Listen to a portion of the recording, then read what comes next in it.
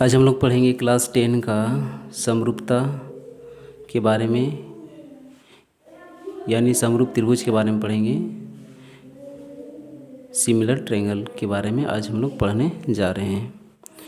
तो यहाँ पे पहले समझते हैं कि समरूपता है क्या, यानी समरूप त्रिभुज क्या होते हैं। तो चलिए इसको हम लोग साधारण भाषा में इसको समझने का कोशिश करते हैं।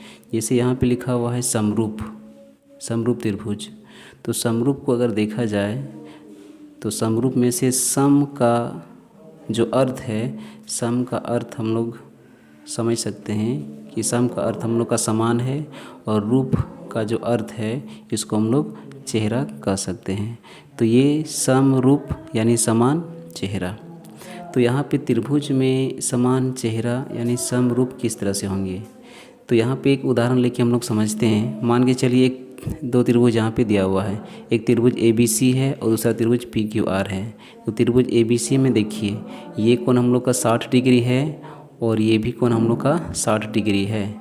इसके बाद एंगल B हम लोग का 40 डिग्री है और एंगल Q भी हम लोग का 40 डिग्री है।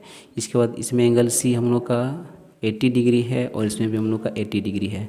तो इसका मतलब हम लोग समझ सकते हैं कि इसका तीनों कोण जो है आपस में बराबर है, यानी तीनों संगत कोण आपस में बराबर है। इसको हम लोग कहेंगे कि तीनों करस्पॉन्डिंग एंगल आपस में बराबर है। तो इसका मतलब ये दोनों त्रिभुज का जो चेहरा है वो कोणों के आधार पर मिल रहे हैं, इसलिए कह सकते हैं कि ये दोनों त्रिभुज आपस में समरूप है। और इसलिए इसको हम लोग इस तरह से लिखेंगे, त्रिभुज ABC समरूप त्रिभुज PQR। और ये समरूपता का जो आधार है यानी समरूपता का जो क्राइटेरिया है या कसौटी है, ये हम लोग का हो जाएगा AAA समरूपता या सिमिलरिटी। तो हम लोग ये समझें कि दो त्रिभुज समरूप कब होंगे, जब दोनों त्रिभुज हूबहू एक ही जैसा होंगे, चाहे वो बड़ा हो या छोटा हो, दोनों का जो चेहरा है वो एक ही जैसा वो दिखना चाहिए, तब उसको हम लोग समरूप कहेंगे। अब समरूपता का जो कसौटी है वो अलग अलग कसौटी के आधार पर समरूप को आगे हम लोग दिखाने वाले हैं। तो पहला जो कसौटी है, पहला जो क्राइटेरिया है वो हम लोग का है SSS समरूपता। ये हम लोग का है SSS समरूपता। तो ये SSS समरूपता क्या है, तो यहाँ पे हम लोग समझेंगे कि ये जो SSS समरूपता है, तो इसमें देखिए त्रिभुज ABC और एक तरफ त्रिभुज PQR। तो त्रिभुज ABC में इसका लंबाई 3 है, ये 4 है और ये 5 है, और ये हम लोग का 6 है और ये 8 है और ये 10 है। तो यहाँ पे नाम से पता चल रहा है SSS यानी SSS है। तो यहाँ पे हम लोग को जो है त्रिभुज के संगत भुजाओं का अनुपात को बराबर अगर है तो दोनों त्रिभुज आपस में समरूप होंगे। तो संगत भुजाओं का अनुपात को यहाँ पे लेना पड़ेगा। तो यहाँ दोनों त्रिभुज ABC और त्रिभुज PQR में संगत भुजाओं को अगर लिया जाए, यानी AB के संग PQ का जो अनुपात है वो हम लोग का कितना आया 3/6, यानी इसको कट छट के हम लोग का 1/2 आया। उसी तरह से BC और QR ये दोनों भी संगत भुजा हैं, तो BC और QR का अनुपात लिए तो इसका भी 1/2 आया। और AC और इसका AC और PR का अनुपात लिए तो इसका भी 1/2 आया। यानी तीनों संगत भुजाओं का अनुपात यहाँ पे आपस में बराबर हैं। तो तीनों संगत भुजाओं का अनुपात अगर बराबर है, ये भुजाओं का लंबाई का बात यहाँ पे नहीं किया जा रहा है, तीनों संगत भुजाओं के अनुपात का बात किया जा रहा है। ये तीनों अनुपात अगर बराबर हैं तो ये त्रिभुज हम लोग का समरूप होगा। और ये किस आधार पे, तो ये SSS के आधार पे ये त्रिभुज हम लोग का समरूप होगा।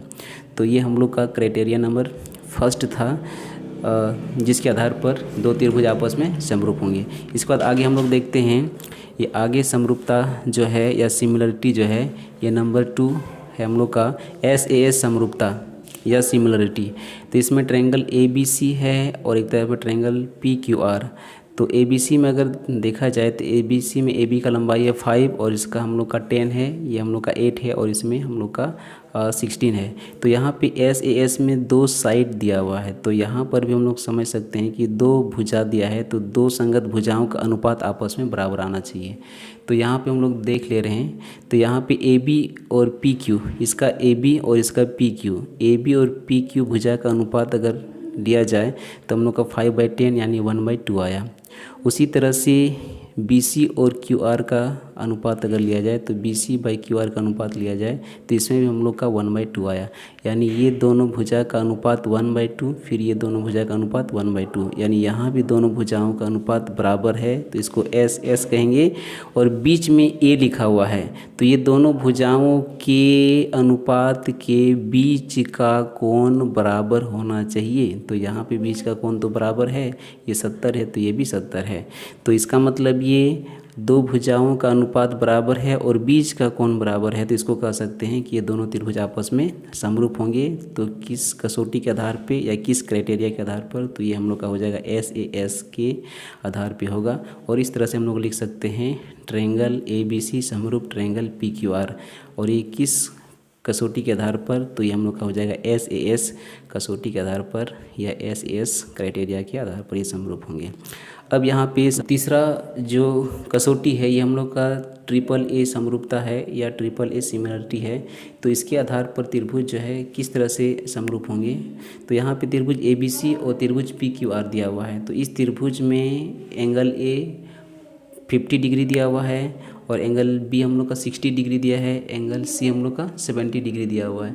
उसी तरह से एंगल P हम लोग का 50 डिग्री है, Q हम लोग का 60 डिग्री है और एंगल R हम लोग का 70 डिग्री है। तो इसका मतलब हम लोग समझ सकते हैं कि ये एंगल A और एंगल P आपस में बराबर है, एंगल B और एंगल Q आपस में बराबर हैं, फिर एंगल C और एंगल R भी आपस में बराबर है।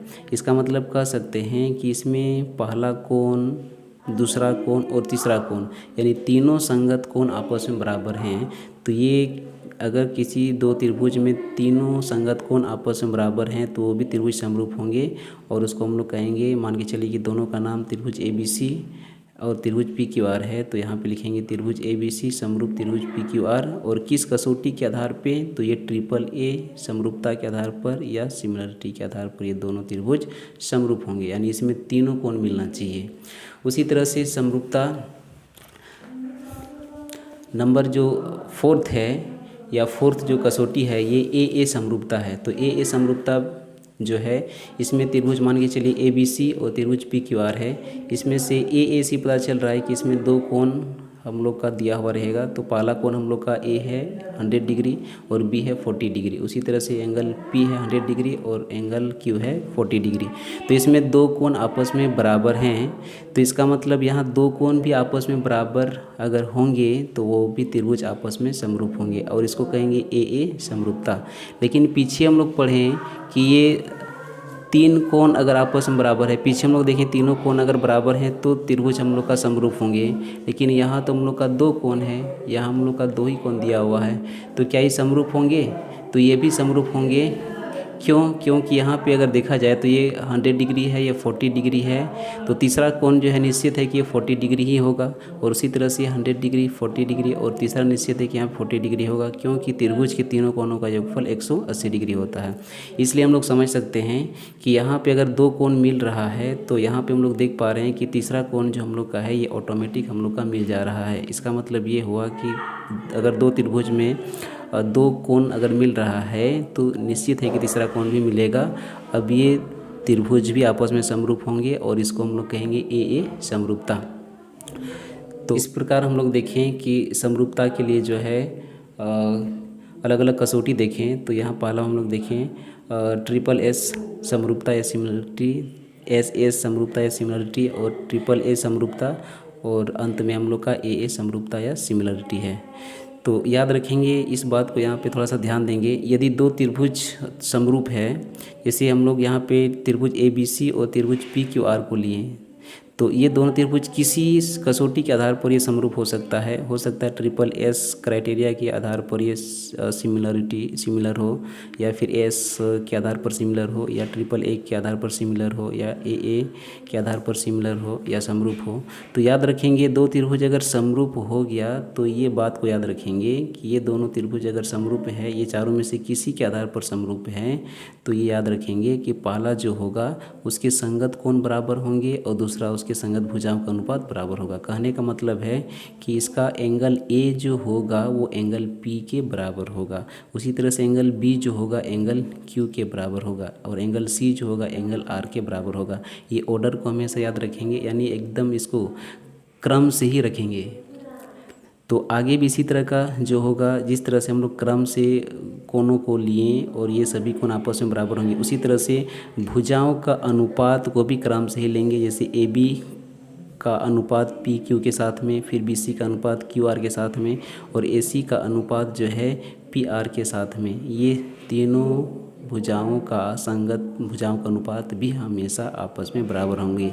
ये दो त्रिभुज अगर समरूप है तो ये दो चीज़ हमेशा होगा ही होगा। तो हमेशा याद रखेंगे कि लिखने का जो ऑर्डर है वो हमेशा इक्वल रहना चाहिए या सही तरीके से लिखा होना चाहिए, तो ही हम लोग आगे क्वेश्चन जब एक्सरसाइज करेंगे तो वहाँ पे क्वेश्चन को बनाने में ज़्यादा डिफ़िकल्ट नहीं होगा। तो आगे हम लोग जो है और एक बात को हम लोग समझेंगे कि यहाँ पे अगर त्रिभुज इस तरह का लिखा हुआ है, लिखने का जो तरीका है इसके बारे में थोड़ा समझते हैं। जैसे ए बी सी और त्रिभुज पी क्यू आर लिखा हुआ है, तो एंगल ए 10 है, बी ए 110 है, ये 60 है, फिर ये 110 है, ये 60 और 110 है। तो लिखने का जो तरीका है इस पर ध्यान दिया जाए। अगर आप सही तरीके से नहीं लिख रहे हैं तो ये आपका गलत है और क्वेश्चन को बनाने में आपको दिक्कत हो सकता है। जैसे ए बी सी लिखें तो ए बी सी का मतलब ए बी सी, यानी हम लोग 10 डिग्री से शुरू किए, इसके बाद 110 डिग्री में गए, फिर 60 डिग्री की ओर गए। उसी तरह से यहाँ जिस एंगल से शुरू किया गया इधर से भी हम लोग को उसी ऑर्डर में लिखना पड़ेगा, और नहीं तो ये लिखा हुआ गलत हो जाएगा। जैसे यहाँ पे हम लोग का 10 डिग्री के संग आर है तो आर शुरू में हम लोग को लिखना पड़ेगा।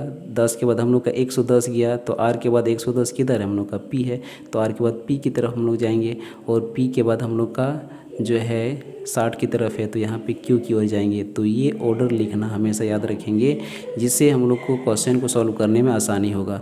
और इस तरह से हम लोग का तीनों संगत कोण यहाँ पे मिल रहे हैं तो लिखेंगे ट्रिपल ए समरूपता। तो ये हम लोग का समरूपता का थ्योरी पार्ट हो गया। अब हम लोग आसानी से एक्सरसाइज को कर पाएंगे और हर किसी को अच्छे से समझ में भी आ जाएंगे। तो ये आज थ्योरी पार्ट सिर्फ किए, नेक्स्ट वीडियो में हम लोग इसका एक्सरसाइज करेंगे। उसके लिए सब इंतज़ार कीजिएगा और ये वीडियो आते रहेगा। और इसके लिए आप जो है इसको लाइक कीजिए, सब्सक्राइब कीजिए, कमेंट कीजिए और शेयर भी कीजिएगा। Thank you for watching.